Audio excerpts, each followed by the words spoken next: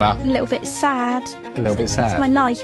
I'm actually really excited. Are you? Great. I sort of feel like it's going to be like a weight off my shoulders almost. It's like taking everything that you find fun and that you do away from you for 21 days. I'm already bored out of my mind.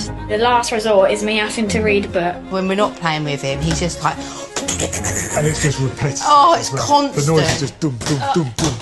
The students haven't found parting with their devices easy. My phone! Oh, come back to me. Whilst the smartphone-free existence has its challenges, many of the kids are now starting to feel the benefits. I'm a lot more active than usual. Quite enjoyed not having a phone, and I've really enjoyed like being more sociable. When I'm coming home and sort of spending more family time, when I look at a phone it just seems a bit weird really. My sleep's better. I think I'm more sociable, concentrate better and sleep better. Like in lessons I don't know why, but I'm more focused.